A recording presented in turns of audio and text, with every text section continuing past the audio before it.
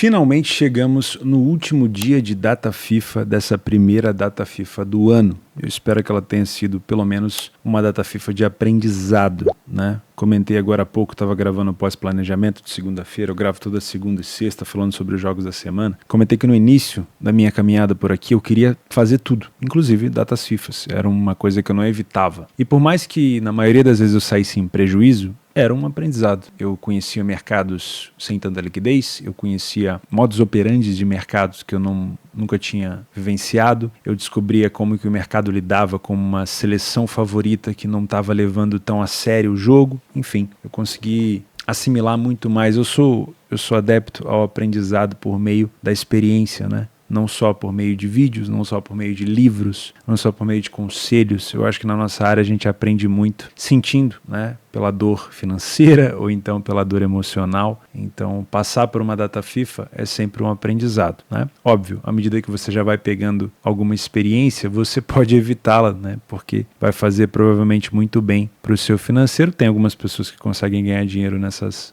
datas, mas a maioria prefere evitar. Eu geralmente tento conciliar alguma folga, alguma viagem que eu preciso fazer numa data FIFA, porque hoje em dia já não é algo rentável para mim. Mas vamos falar sobre o último dia dessa data FIFA, que traz grandes confrontos. Além de 3 jogos valendo uma vaga na Euro 2024 na Alemanha, 3 finais, a gente ainda tem amistosos de calibre muito alto que não valem porcaria nenhuma. Essa é a realidade, mas que traz uma expectativa muito grande. Espanha e Brasil, Alemanha e Holanda, Inglaterra e Bélgica, Eslovênia e Portugal, Noruega e Eslováquia. A Eslováquia foi muito bem na eliminatórias da Euro. São amistosos que criam uma expectativa, mas não valem de muita coisa. Então tenhamos sempre isso em mente. Nós vamos tentar fazer o nosso melhor nesse planejamento de hoje para dar adeus a essa data FIFA e receber de braços abertos os jogos normais que a gente tanto gosta. Meu nome é Theo Borges, eu espero conseguir te ajudar a fazer o melhor planejamento possível para essa terça-feira, dia 26 de março. Vamos começar o nosso planejamento falando sobre as 3 vagas restantes para a Euro 2024. 6 seleções disputam essas 3 vagas. A Geórgia enfrenta a Grécia, a Ucrânia enfrenta a Islândia e País de Gales enfrenta a Polônia. 3 seleções vão para a Euro. 3 serão eliminadas dessa possibilidade. E a maioria desses jogos nós temos partidas parelhas. Tá? Vamos falar sobre isso antes de começar a falar sobre os amistosos. Antes disso, eu quero pedir para você deixar o like nesse vídeo, que ajuda muito. Essa época de data FIFA tem poucas visualizações, óbvio, muita gente está descansando a cabeça. E quero convidar você também que não é inscrito nesse canal a se inscrever. Vai ser um prazer ter você por aqui. Beleza? Vamos começar falando sobre Geórgia e Grécia. Na última partida, a Geórgia venceu, porém não contou com o seu principal jogador, o georgiano do Napoli, o Vicha Kvaratskhelia. Principal jogador, convenhamos, né? Mesmo sem o Kvaratskhelia, a Geórgia venceu o Luxemburgo por 2-0, não teve tanta dificuldade assim e se classificou. O seu adversário, a Grécia, já deu um cacete na equipe do Cazaquistão por 5-1 e também não teve tanta dificuldade. Com toda a sinceridade do mundo, a Geórgia ela até poderia se complicar pela falta do Kvaratskhelia, mas a Grécia era muito favorita contra o Cazaquistão, mas a partir do momento que a Grécia conseguiu abrir o placar, ficou muito fácil de ampliar o marcador utilizando os espaços. Para quem não se lembra, a Geórgia ficou na 4ª colocação do grupo A, com Espanha, Escócia, Noruega e Chipre, e a Grécia ficou na 3ª colocação do grupo B, com França, Holanda, Irlanda e Gibraltar. A gente pode discutir aqui o nível de enfrentamento, mas sinceramente eu acho que está bem parelho. Talvez a Grécia tenha pego 2 seleções bem difíceis por aqui, mas a Irlanda já não era assim tão forte, tem uma defesa forte. No caso da Geórgia, a Noruega tem um ataque muito forte, uma defesa mais acessível. Escócia e Espanha se saíram muito bem. Utilizando o PDF de apoio, a gente consegue perceber que a Geórgia dentro de casa, nessa competição da Euro, só perdeu uma vez. Foram 2 vitórias em 5 jogos, 2 empates e 1 derrota. Já a equipe da Grécia venceu 2 e perdeu 2. Obviamente, num grupo com França e Holanda, é muito difícil conquistar mais do que 2 vitórias por aqui. Seria uma zebra. né? Mesmo assim, a Grécia conseguiu sair na frente 50% dos jogos, mostra uma iniciativa muito boa. Já a Geórgia saiu um pouquinho mais na frente e não falhou em marcar em nenhum jogo. Em 50% dos jogos a Grécia deixou de marcar, já a Geórgia não deixou de marcar. Mas, sejamos sinceros, a Grécia, quando jogou contra a Holanda, quando jogou contra a França fora de casa, já era esperado que ela teria dificuldade, né? O ataque da Geórgia funcionou muito mais do que o ataque da Grécia, mas a defesa da Grécia foi mais efetiva. com uma média de 1 gol sofrido, enquanto a da Geórgia teve 2 gols de média sofrida. O primeiro tempo da Grécia tem mais vitórias, mais gols marcados e menos gols sofridos, por isso é bom tomar um pouco de cuidado, né? No segundo tempo, a Geórgia domina com muito mais gols marcados, também sofre mais gols, obviamente, sai para o ataque, tem mais derrotas, mas tem muito mais vitórias do que a equipe da Grécia. Em 60% dos jogos da Geórgia em casa, tivemos o 2,5, em 50% dos jogos da Grécia fora o 2,5. Porém, nesse tipo de jogo, uma final, jogo único, muito importante a gente salientar aqui que esse jogo tende a ser under até que o primeiro gol aconteça, né? Porque a outra equipe, obviamente, vai sair para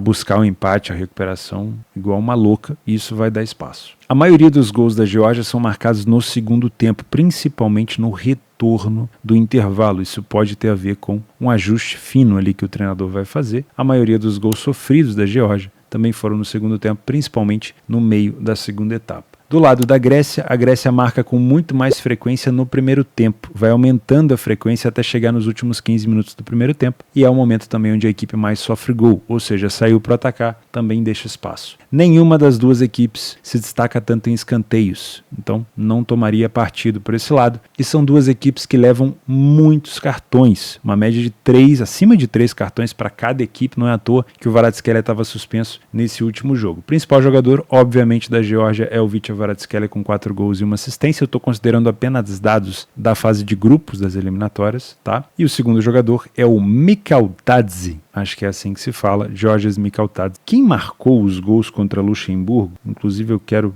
tirar essa dúvida aqui, porque pode ser um jogador importante, foi o Zviz, aí eu não vou conseguir falar esse nome, Zvizvazze, que é esse rapaz aqui, ó, esse aqui, ó, Budu Zviz, esse daí que você tá vendo. É muito difícil de pronunciar. Tinha marcado apenas um gol. Então, contra o Luxemburgo foi extremamente importante, tá? É um atacante que pode ganhar vaga na equipe titular depois desse jogo contra a equipe de Luxemburgo. Do lado da Grécia, nós temos o Massouras, Georgios Massouras com 5 gols, e o Bakasetas, que se eu não me engano joga no futebol turco ou da Grécia. Alguém me comentou durante esses últimos dias aqui embaixo que o Bakasetas jogava no futebol, deixa eu ver, ele tá aqui, ele fez um dos gols, ele fez o primeiro gol. Ele é jogador do Panathinaikos da Grécia, não é da Turquia. Anastasios Bakasetas fez o primeiro gol e é um dos artilheiros aqui também da equipe. Além disso, tem o Dimitris Pelkas com 3 assistências. Esses são os principais jogadores da Grécia e da Geórgia. Confira, obviamente, a escalação antes do jogo começar. Se você é um trader por aqui, é um jogo para mim de correção de preço que tende a ser under até que se prove ao contrário. O que eu quero dizer com isso? Como é um jogo extremamente importante que vale uma vaga direta para a fase de grupos da Euro, a maioria das vezes aqui a gente tem um estudo das duas equipes antes de as duas equipes saírem para cima. Não tem necessidade de você expor as suas linhas defensivas num jogo tão disputado e que vale tanto quanto esse. Então eu não acho que a Geórgia vai tomar iniciativa, eu não acho que a Grécia vai tomar tanta iniciativa, eu acho que vai ser um jogo mais parelho, que tende a ser under enquanto continuar 0-0 e não duvido até que termine 0-0. Tá? Ou que termine empatado. Então, o que eu faria? Se você tem a intenção de trabalhar a favor de uma das duas equipes, eu sinceramente não tenho viés, não tenho condição para te influenciar para um lado ou para o outro. A gente viu que são duas equipes mais parelhas, né? O que eu posso te dizer é, eu gostaria muito de trabalhar a favor de gols numa situação de desespero. O que significa uma situação de desespero? Quando você tem na sua frente uma possibilidade de se classificar para a Euro, uma vaga que muitas seleções queriam, você precisa agarrar esse objetivo. Então, o 0-0 não vai fazer as duas equipes se exporem, tá? Não é um placar que eu quero trabalhar gols. O 1-0 pode até favorecer buscar mais um gol no jogo, porque vamos supor que a Geórgia saia na frente, a Grécia vai se expor, e aí não pode deixar para a última hora, provavelmente vai se expor assim que tomar o gol, e a Geórgia pode ampliar no contra-ataque. Porém, ainda assim 1-0 é um placar muito confortável para a Geórgia, para tentar se segurar até o final. Então talvez um placar de 2-0 para uma das duas equipes faça o jogo ficar ainda mais aberto e talvez se encaixe no modelo de over que a gente queira. Então,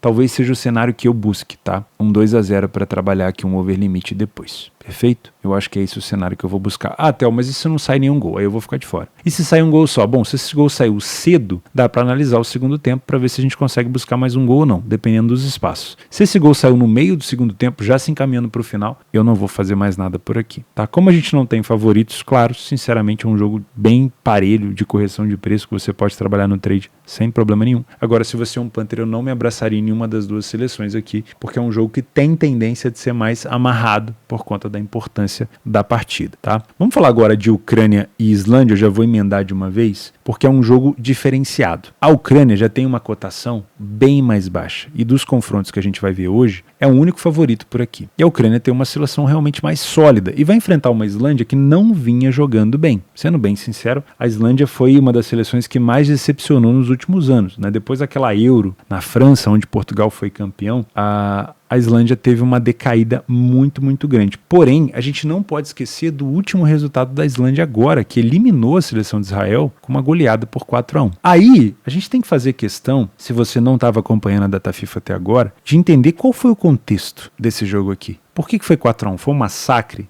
da Islândia? Eu vou contar para você que não foi um massacre da Islândia. A Islândia começou perdendo por 1-0, um gol de pênalti de Israel, fez 2 gols no finalzinho do primeiro tempo e foi para o intervalo com uma vantagem. Israel começou a pressionar, porém teve um vermelho no final do segundo tempo, aos 73, teve um vermelho. E ainda teve um pênalti para empatar o jogo. Só que o Zahavi perdeu o penal aos 80 minutos, ou seja, a Islândia poderia ter tomado um empate aqui aos 80 minutos. Com um homem a mais, a Islândia aproveitou o penal perdido e fez aos 83 e aos 87 com o Gudmundsson, obviamente aproveitando um Israel completamente desesperado, que é o cenário que a gente espera para trabalhar gols no final, né? Então a gente pode sim elogiar a Islândia, mas foi um cenário que não coloca a Islândia assim como uma equipe que virou a chavinha, que passou a jogar bola. Simplesmente foi um erro de Israel, um cartão vermelho, e depois um erro do Zahavi batendo o penal. Então, eu não sei se a gente pode dar tanto crédito assim para a Islândia, e eu sinceramente começo a acreditar nesse favoritismo da Ucrânia. A Ucrânia que teve na fase de grupos da Euro, num grupo muito chato, com Inglaterra, Itália, que é a atual campeã da Euro, e Macedônia.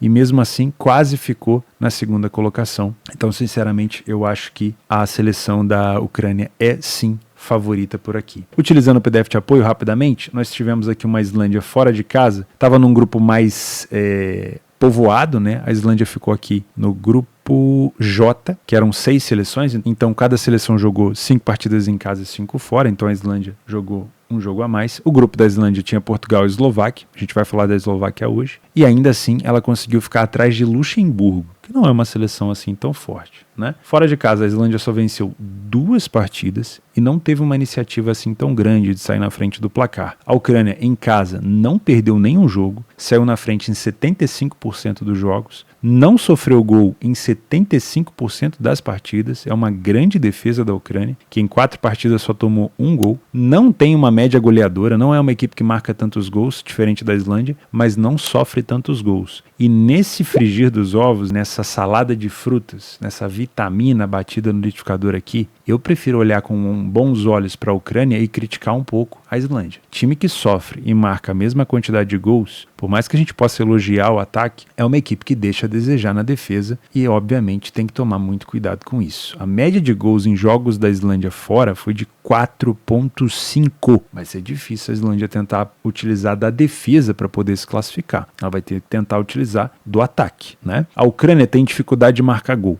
Precisa finalizar 6 vezes no alvo para marcar um gol. Já a equipe da Islândia, metade, menos da metade, né? Então é uma equipe com muito mais potência. E o que isso pode me ajudar, Theo, na hora de fazer o meu trade e as minhas apostas? Se a Ucrânia é favorita e tende a ter mais a bola, a Islândia provavelmente vai ter menos situações de ataque. Mas isso não quer dizer que ela não possa ser perigosa, porque ela não precisa de muitas situações para marcar um gol. Então toma um pouco de cuidado e verifica quantos contra-ataques que a Ucrânia está fornecendo para o time da Islândia. No primeiro tempo, a Ucrânia não vence mais, porém não perde nenhum primeiro tempo. Já a equipe da Islândia até marca mais gols, porém chega a 67% de derrota e toma mais gols do que marca. Então não é uma equipe confiável defensivamente. No segundo tempo, a Ucrânia é superior em relação à vitória, continua não perdendo nenhuma segunda etapa. Teve apenas 2 gols marcados. De novo, a Islândia se destaca pelo número de gols marcados, porém tem muitos gols sofridos e, de novo, quase 70% de derrotas. 83% dos jogos fora de casa da Islândia foram over 2,5. E nenhum jogo da Ucrânia em casa teve over 2,5. Aqui realmente é água e óleo, né? Tem que tomar cuidado com isso. Como a Ucrânia marcou e sofreu poucos gols, eu vou desconsiderar o momento dos gols aqui pra gente não ser tanto influenciado, tá? Já o time da Islândia, sim, marcou muitos gols no segundo tempo, principalmente no final do segundo tempo. Provavelmente, se estiver perdendo, vai para cima da Ucrânia de maneira desesperada e vai ceder espaço para o adversário. A média de cartões das duas equipes fica por volta de 1,75 e 2. Nos principais jogadores da Ucrânia é bem dividido, né? A gente tem aqui o Mudryk com 2 assistências e 1 gol. O Tsygankov com 2 gols e 1 assistência. O restante é bem dividido porque a gente tem poucos gols marcados da Ucrânia, né? Isso acaba não sobressaindo tanto os atacantes e os jogadores ofensivos. Do lado da Islândia, a gente tem o Haraldsson com 3 gols marcados, o Finn Bogason com 3 gols e 1 assistência,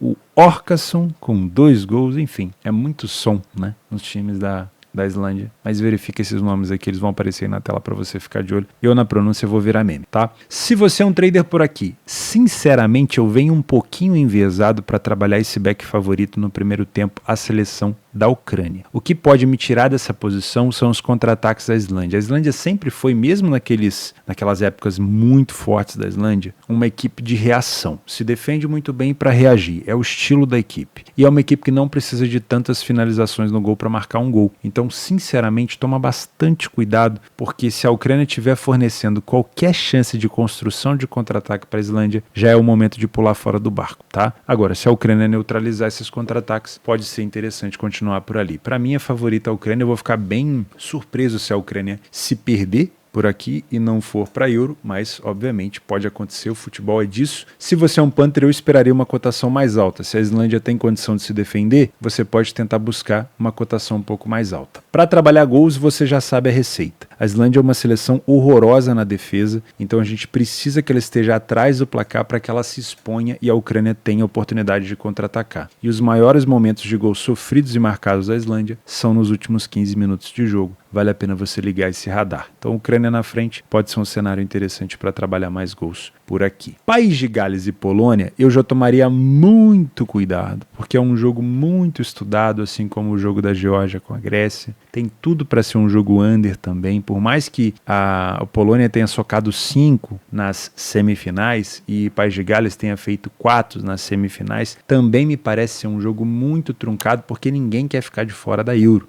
Então, de novo, até que se prove o contrário, até que se tenha um gol por aqui, eu tomaria muito cuidado para me expor a favor de mais gols. Eu não traria uma expectativa tão over e eu também não me arriscaria abraçando a uma posição em uma das duas seleções. Tá? Porque as duas seleções, teoricamente, se equivalem um pouquinho. Talvez o País de Gales em casa tenha um aproveitamento um pouco melhor. Saiu na frente em 100% dos jogos, mas vamos relembrar aqui o grupo que o País de Gales ficou. A Polônia esteve no grupo E, com a Albânia, República Tcheca, Moldávia e Ilhas Faroé. Já o País de Gales ficou com a Croácia, Turquia e Armênia. Na minha sincera opinião, o País de Gales ficou num grupo muito mais difícil. Então, sinceramente, eu acho que o País de Gales pode ser considerado, assim como o mercado considerou, um pouquinho mais favorito. Saiu na frente em 100% dos jogos, não falhou em marcar em nenhum jogo e ficou sem sofrer em apenas 20% dos jogos. É um País de Gales muito mais agressivo do que naquela época do Bale, né? O Bale aposentou para jogar golfe e hoje o País de Gales é muito mais agressivo, né? Era um time muito pautado na bola aérea, no contra-ataque. Hoje já é um time muito mais agressivo. O time da Polônia fora de casa saiu na frente em 50% dos jogos, mas só teve uma vitória. Foi por isso que a Polônia foi para a repescagem, né? O time do País de Gales marca o dobro da Polônia, porém tem sofrido gol com frequência, só que sofreu um gol a menos do que a Polônia por aqui. A Polônia tem uma média maior porque disputou um jogo a menos. O País de Gales disputou um jogo a mais dentro de casa, tá? Foi justamente esse jogo agora nas semifinais. O País de Gales precisa de 2,9 remates no alvo para fazer um gol, enquanto o time da Polônia um remate a mais, 3,8. O primeiro tempo do País de Gales tem um pouquinho mais de vitória, porém tem menos derrotas. O número de gols sofridos das duas equipes é igual, o número de gols marcados do País de Gales é maior. No segundo tempo, um momento ruim da Polônia, com poucas vitórias, continua com o número alto de derrotas e a média de gols sofridos é alto, porém não dá para confiar tanto no País de Gales, porque também é uma equipe que sofre quase um gol por segundo tempo. As duas equipes têm uma média de 50% para cima de over gols, tanto dentro quanto fora de casa, respectivamente. O País de Gales marcou seus gols nos primeiros minutos de jogo, nos últimos minutos do primeiro tempo e no comecinho da segunda etapa. A maioria dos gols sofridos do País de Gales, aqui a gente pode falar, é no meio do segundo tempo. Realmente me parece um pouco de desatenção por ali. Já do lado da Polônia, é uma equipe que não marcou tanto fora de casa, eu prefiro nem comentar. Teve uns golzinhos ali no começo do jogo, mas foram poucos. Como o País de Gales quase sempre saiu na frente do placar, ele não terminou a maioria das partidas com mais escanteios. Isso tem relação, né? Óbvio, você já está na frente do placar, você opta por recuar e não ficar lá na área do adversário o tempo todo. Já a Polônia teve mais derrotas fora de casa, então provavelmente ela teve mais escanteios do que o seu adversário, como a gente está vendo aqui. Isso porque ela tinha que buscar recuperação. Isso tem relação, você sabe disso, né? Então isso quer dizer o seguinte, se você espera mais escanteios da Polônia, assim como vem acontecendo, torça para o País de Gales abrir o placar, ou trabalhe quando o País de Gales estiver na frente. Se você quer o cenário contrário, obviamente você precisa trabalhar o cenário contrário, né? Se você quer mais escanteios do País de Gales, ele tem que estar perdendo o jogo para poder buscar mais esse tipo de cenário. Também é uma partida com uma média de mais de 2,5 cartões para as duas equipes. Os principais jogadores de Gales, o Harry Wilson, com 3 gols e 2 assistências, Daniel James também, que é um excelente jogador de velocidade pelo lado esquerdo, com 2 assistências e 1 gol. Do lado da Polônia, o Lewandowski, principal jogador que a gente pode citar por aqui, não fez nenhum gol no último jogo da goleada da semifinal da Polônia. Se você é um trader, é jogo para correção de preço. De novo, não vou enviesar você para nenhum dos dois lados, para mim é um jogo bem parelho, porém é preciso sim elogiar o País de Gales, porque ele ficou num grupo mais difícil do que a Polônia e teve um aproveitamento muito melhor, e eu não duvido que nessa partida de novo ele possa se sobressair. Porém, a Polônia vai lutar muito para tentar essa vaga, isso pode fazer com que o jogo fique muito amarrado, e a tendência é que seja um jogo under até que saia o primeiro gol. Então a gente pode ter um jogo mais amarrado, até terminando 0-0, indo para uma prorrogação, para os penais. E eu só trabalharia gols aqui de novo naquela mesma situação que eu falei do jogo da Geórgia, onde uma equipe está vencendo ou por 1-0 ou por 2-0, porque aí seria um cenário de desespero que facilitaria para o jogo abrir um pouco mais. Bom, agora vamos falar um pouquinho sobre a Nations. Eu já vou emendar os nossos amistosos. Lituânia e Gibraltar estão fazendo um confronto ida e volta para ver quem vai ser o rebaixado da Nations, né? O famoso Playoff Relegation. Quem acompanha a Bundesliga sabe muito bem desse termo, né? E a Lituânia é favorita, bem favorita, porque no primeiro jogo venceu por 1-0. Porém, a Lituânia venceu por 1-0 porque Gibraltar estava com um jogador a menos. E aí a Lituânia foi para cima, fez o gol e depois tomou um vermelho também, né? E tomaria um pouco de cuidado nesse jogo, porque a Lituânia já tem a vantagem, não precisa vencer, Gibraltar vai pra cima, pode até ser um jogo pra gols, pode até ser um jogo pra 2 gols, quem sabe, deixa eu ver como é que tá a cotação. Não tá ruim essa cotação do over 1,5, não tá ruim mesmo. E pode melhorar logo nos primeiros minutos, viu? Eu olharia com carinho, porque Gibraltar vai pra cima, são duas seleções horrorosas, com todo o respeito do mundo, mas na ruindade, né, pode nascer ali, quem sabe, desse asfalto não nasce uma flor bonita. Eu ficaria de olho, mas eu tomaria cuidado a trabalhar a favor na Lituânia, porque ela não precisa da vitória, tá bom? Vamos aos nossos amistosos. Vamos lá, vamos começar aqui na ordem. Noruega e Eslováquia. Vou comentar algumas coisas que a gente sabe das seleções, tá? Primeiro, Noruega defesa horrorosa, a Eslováquia fez uma excelente fase de grupos com Portugal. Não ficou na primeira colocação porque Portugal obviamente estava no grupo, mas deu um calor para Portugal no primeiro jogo, no jogo de ida. Sinceramente, eu acredito numa Noruega de novo tendo dificuldade. O problema da Noruega é defensivo, não é ofensivo. Inclusive, o Bob lá, jogador norueguês do City, não é o Haaland, né? Fez o gol no jogo contra a República Tcheca. Excelente jogador, cortou todo mundo ali dentro da área.